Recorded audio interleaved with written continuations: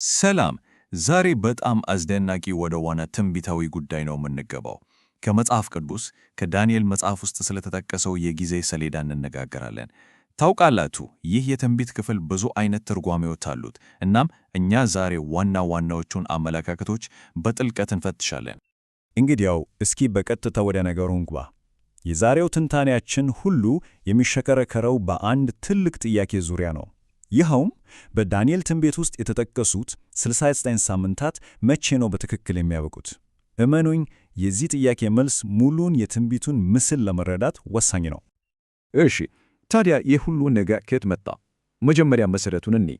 የዳንኤል የ70 ሳምንታት ትንቢት የሚባለው ትልቅ ስዕል አለ። እሱ ነው ለዛሬው ምርመራችን መነሻ ይሆነን። ያው የዳንኤል መጽሐፍ 70 ሳምንታት የሚባል ትንቢታዊ የጊዜ ሰሌዳ ይሰጠናል። ግን እዚህ ላይ ነው ነገሩ የሚከብደው። የ69ኛው ሳምንት መጨረሻ ላይ አንድ ወሳኝ ምዕራፍ አለ። እናም ይህ ነጥብ እሱ ነው ብዙ ውዝግብና የተለያየ ትርጓሜ ያስነሳው። ይህንን ነጥብ ከተረዳን ቀጣዩን የትንቢቱን ክፍል ለመፍታት እንደ ቁልፍ ይሆነናል። እናም የ69ኛው ሳምንት መጨረሻ ላይ ምን ተፈጠረ የሚለው ጥያቄ ላይ ሁለት ዋና ዋና አስተሳሰቦች አሉ። ምንጩም እነዚህን ሁለት አመለካከቶች በግልጽ ያስቀምጣል። እስኪ አሁን ሁለቱንም እይታዎችን መርመር። በቃ ክርክሩ ያለው እዚህ ላይ ነው። ሁለት ተለያዩ ሐሳቦች። አንደኛው ወገን 69ኛው ሳምንታት መጨረሻ የኢየሱስ ጥምቀት ነው ይላል። ሌላኛው ወገን ደግሞ አይደለም፣ የስቅለቱ ጊዜ ነው ይላል። እናም አሁን የትንታኔያችንን አቅጣጫ ግልጽ አድርገን ሁለቱንም እንመለከታለን። እሺ፣ የመጀመሪያውን ይታኒ ማለትም የኢየሱስ ጥምቀት የ69ኙ ሳምንታት ፍጻሜ ነው የሚለውን። ይህ አመለካከት ደግሞ ዝም ብሎ አልተነሳም።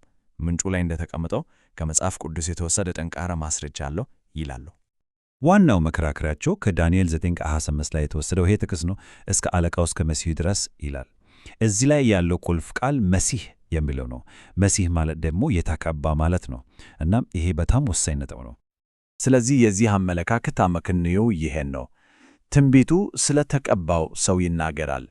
ኢየሱስ ደግሞ የተቀባው መቼ ነው? መንፈስ ቅዱስ በርግብ አምሳል የወረደበት በጥምቀቱ ጊዜ ነው ይላሉ። ስለዚህ ይህ ክስተት የትንቢቱ ፍጻሜ ነው። 60ኛውን ሳምንታት እዚህ ጋር ያበቃሉ ብለው ያምናሉ። እሺ፣ አሁን ደግሞ ሳንቲሙን ገልብጠን ሁለተኛውን እንመልከት። ይህም ስቅለቱን የፍጻሜው ነጥብ አድርጎ የሚያየው ነው። የሚገርመው ነገር የዚህም ማስረጃ የሚመጣው ወዲያውኑ ከሚቀጥለው የዳንኤል መጽሐፍ ቁጥር ላይ ነው። እነሆም ማስረጃው ከዳንኤል 9:26 ላይ ከ62ቱ ሱባዔም በኋላ መሲህ ይገደላል ይላል። እዚህ ላይ ያለው ቁልፍ ቃል ደግሞ በጣም ግልጽ ነው፣ ይገደላል የሚለው። እናም የዚህ ትርጓሜ ሐሳብ በጣም ቀጥተኛ ነው። ይገደላል ወይም ይቆረጣል የሚለው ቃል በቀጥታ የኢየሱስን ስቅለት ያመለክታል ይላሉ። ስለዚህ 69ኛው ሳምንታት የሚያበቁት መሲሁ በተገደለበት ወይም በተቆረጠበት ጊዜ ነው። ይህም ከስቅለቱ ጋር አንድ ነው ብለው ያስቀምጡታል።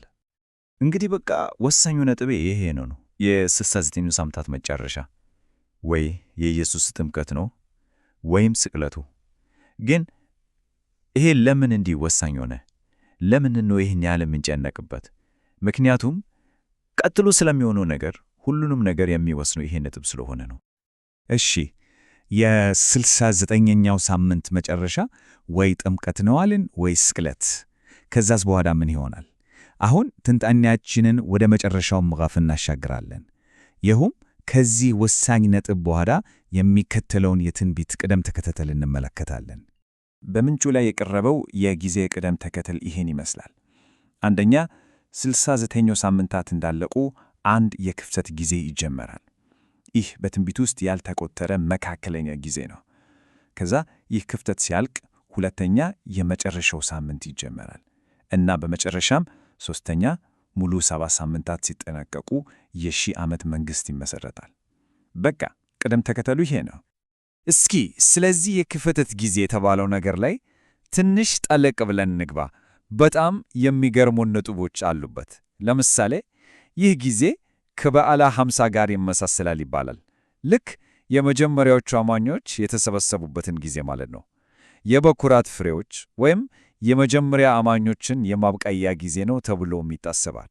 ሌላው ደግሞ በመንፈስ ቅዱስ የመጀመሪያ ዝናብ እና የኋላኛው ዝናብ በሚባሉ ሁለት ትልልቅ መንፈሳዊ ክስተቶች መካከል የሚገኝ ጊዜ ነው። እናም ይሄ ክፈተት መቼ ነው የሚያበቃው? የመጨረሻው ሳምንትስ የሚጀምረው መቼ ነው? በስድስተኛው መለከት ጊዜ ነው ተብሎ ይታመናል። እናም ዋናው ቁም ነገር ይሄ ነው። የ69ኛውን ሳምንት መጨረሻ መረዳት ማለት ሙሉውን የትንቢት ቅደም ተከተል ለመክፈት ቁልፉን በእጃችን እንደመያዝ ነው።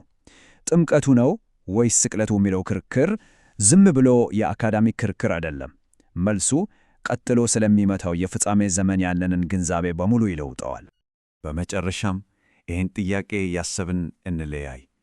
ይህ ሁሉ ትንቢታዊ የጊዜ ሰሌዳ፣ ይህ ሁሉ ቅደም ተከተል በመጨረሻ ሊያደርሰን የሚፈልገው ወዴት ነው? የመጨረሻው ግብ ምንድን ነው? ይህ ትንቢት ወደፊት ስለሚጠብቀን ነገር ምን እየነገረን ነው? ይሄ እንግዲህ ለሁላችንም ለተጨማሪ ጥናትና ማሰላሰል ክፍት የሆነ ጥያቄ ነው።